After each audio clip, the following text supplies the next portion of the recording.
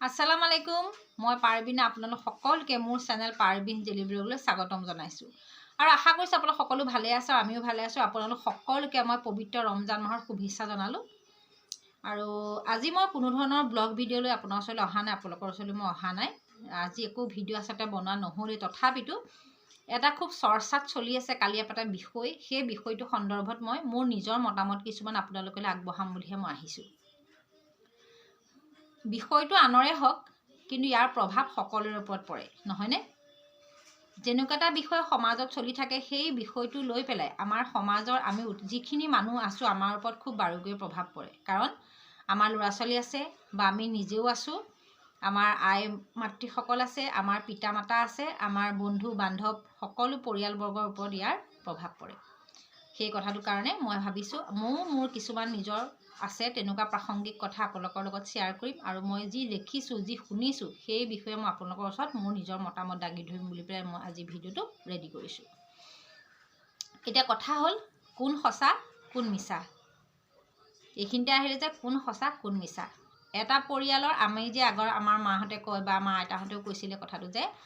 এখন ঘৰৰ দুৱাৰ বন্ধ কৰি এটা চাকিৰ তলত যিকেইজন মানুহ থাকে সেই তেওঁলোকে সঁচা মানুহ মানে তেওঁলোকৰ ভিতৰত যিখিনি চলি থাকে সেইটোৱে তাহাঁতি পৰিয়ালটোৱে জানে বাহিৰৰ মানুহে একো নাজানে এটা চাকিৰ পোহৰত যিখিনি মানুহ এখন ঘৰৰ দুৱাৰৰ ভিতৰত সোমাই থাকে সেই তেওঁলোকেহে জানে কথাবিলাক নিজৰ কথাখিনি কথা কৈছো আনে নাজানে মোৰ ঘৰৰ ভিতৰত কি হৈছে কি নহৈছে মোৰ ঘৰত কি চলিছে কি নচলিছে সেইটো মইহে বুজি পাওঁ আনে বুজি নাপায় কাৰণ বাহিৰৰ মানুহে দেখিছেহে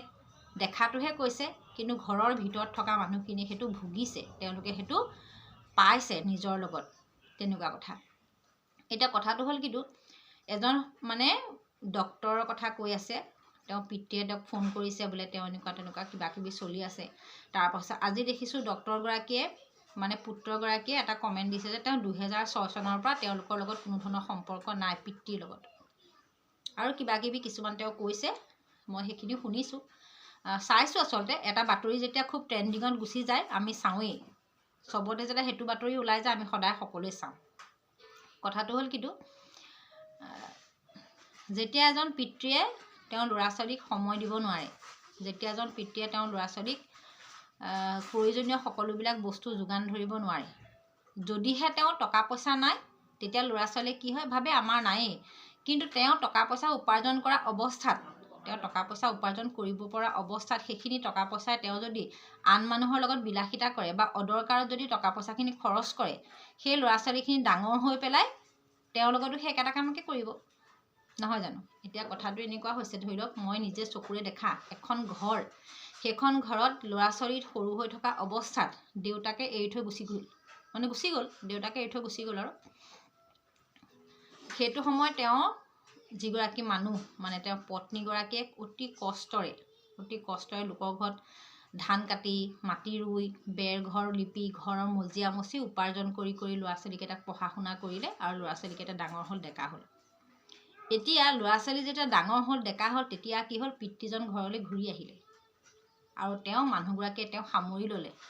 যি হ'ল যি নহ'ল আৰু তেওঁ গৈছিলে আহিলে তেওঁ লৈ লওঁ কিন্তু মোৰ নিচিনা মানুহে তেনেকুৱা মানুহক কেতিয়াও সামৰি নলওঁ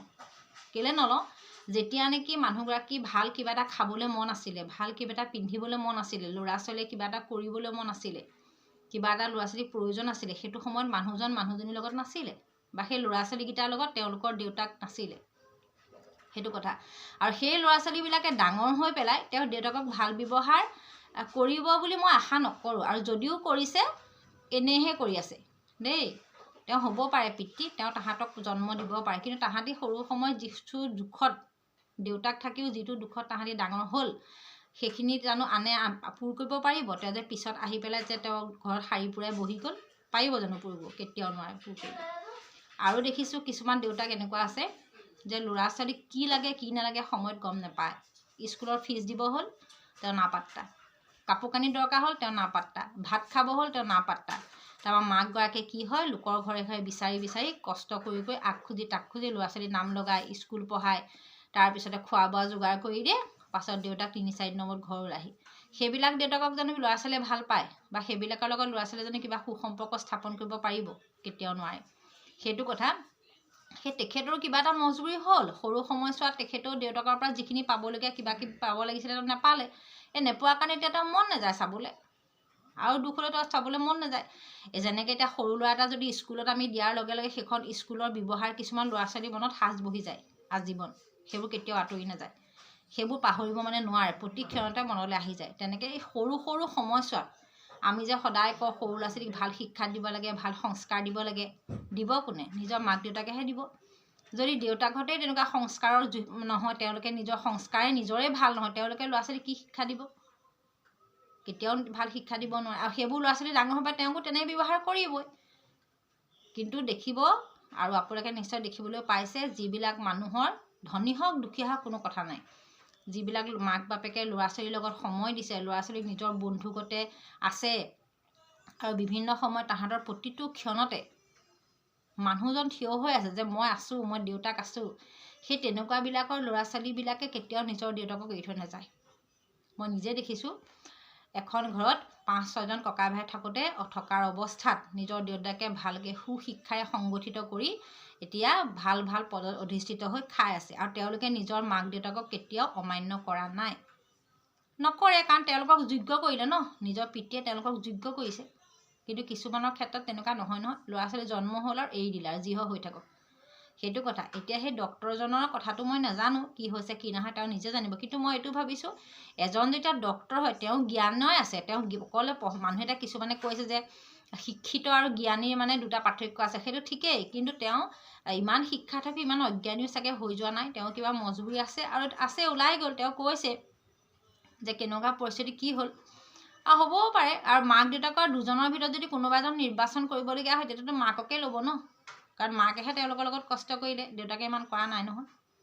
সেইটো শুনিবলৈ খুব বেয়া, অপ্ৰিয়, মানে শুনিবলৈ মানুহে খুব বেয়া পায় যে কেনেকুৱা কথা কৈছে, কিন্তু কথাটো সেইটোৱে হয়। মই মোৰ ফালৰ পৰা মই সেইটোৱে কওঁ। আৰু যিমানেই যি নহওক, মুঠতে মাক বাপেক বা মাক দেউতাক হৈছে যেতিয়া সমানে গুৰুত্ব দি ল'ৰা ছোৱালীক ডাঙৰ কৰিব লাগিব, তেতিয়াহে কামত আহিব। কাৰণ আজিকালি সময় খুব জটিল, এই সমস্যা খুব জটিল, খুব ভাল। অকল যে আৰু এটা কথা, আজিকালি কি হৈছে, এটা মই দেখিছোঁ, অলপ আঁতৰি গৈছোঁ বাৰু মূল প্ৰসংগৰ পৰা মই কথাটো ক'বলৈ। আজিকালি কি হৈছে, খুব ভাল ভাল মানুহ থাকে, ভাল ভাল মানুহ থাকি কি হয়, পৰিয়ালটো এটা ল'ৰা খুব ভাল বনাইছে দেই, ল'ৰাটো খুব একদম ভাল বনাইছে, কিন্তু নিজৰ খুৰাক, নিজৰ বৰদেউতাক, নিজৰ বৰমাক, নিজৰ জেঠায়েক, নিজৰ পেহীয়েক বা নিজৰ যোন মানুহ থাকে সেইবিলাকৰ লগত কিন্তু সম্পৰ্ক ৰাখিবলৈ দিয়া নাই, মানে নাৰাখে, আৰু বেয়া মানুহ তাহাঁতি।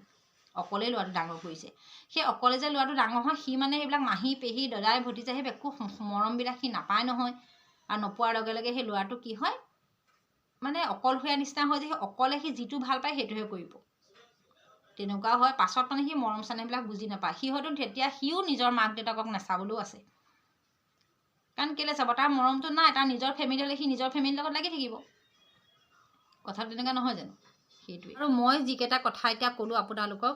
সেইকেইটা কথা আপোনালোকে শুদ্ধ হয় নহয় মোক কমেণ্ট কৰি পেলাই জনাব। আৰু